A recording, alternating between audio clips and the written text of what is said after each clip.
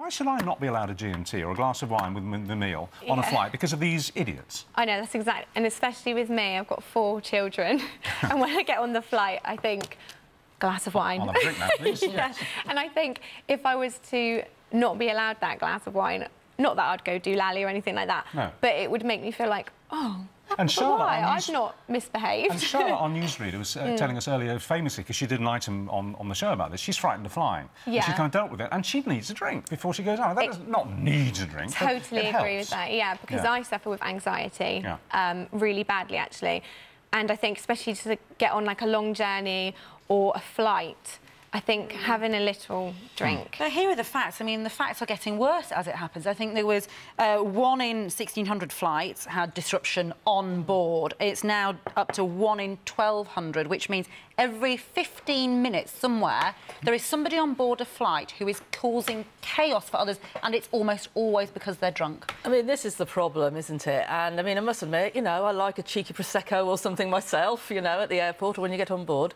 But it has become such a problem. The air rage is just growing, and it's always down to alcohol. So where is the problem at the airport? Because, you know, if your flight's at 9 o'clock in the morning, you'll see, you know, the pub area. Yeah, absolutely. Well, this is it. All the pubs are open in the airport. The airports don't have the normal licensing laws, and so they can be open at any time they want. So you get to the airport at 6 a.m. or something, and, of course, what's happening now is more and more groups of friends are travelling together. So it's not so much families who are a problem, it's not couples who are a problem, or solo travellers. It's drunk parties. It's parties of people who are going away, celebrating a birthday or whatever, and they get to the airport, and the first thing they do is go and get tanked up. Well, hang on, even if you did have licensing laws in airports that were similar to pub licensing hours, you know, just lunchtime and evening, you still have the problem at lunchtime and evening. And anyway, people would just go to duty-free, buy bottles of whiskey and vodka and knock it off. This is what's happening, because you're not actually allowed to drink your duty-free on board a plane.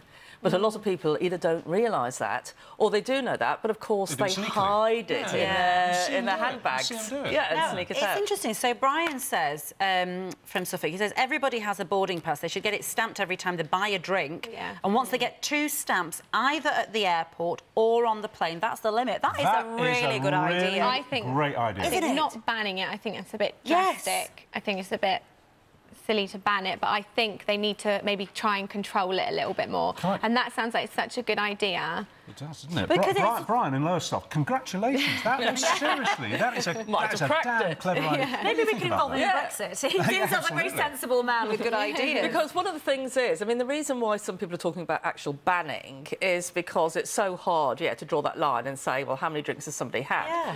And the problem is that maybe by the time somebody either gets to the departure gate or they gets on board the plane, if they kind of turf them off then, it's what to do about the bags, of course.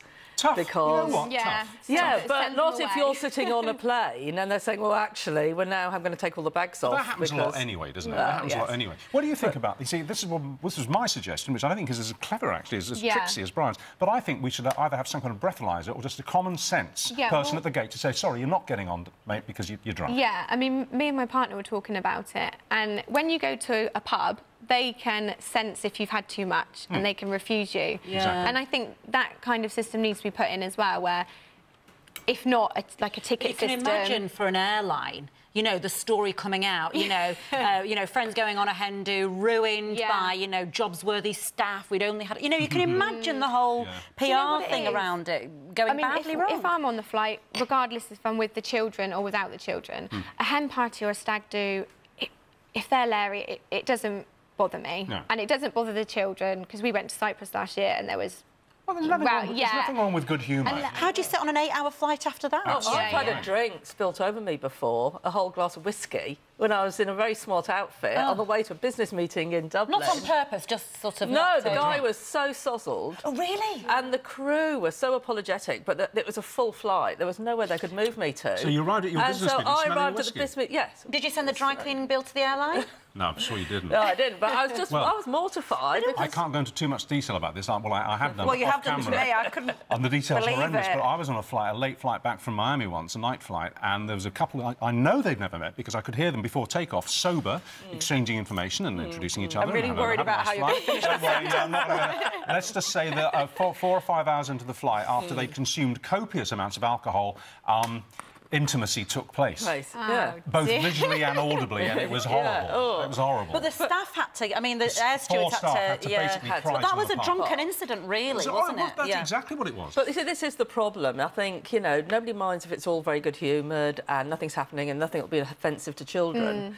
But what we're sort of facing at the moment is something like a 600% growth in incidents, bad incidents. We have to do something. I do think it's... I just want to quote two people that support you, actually, love.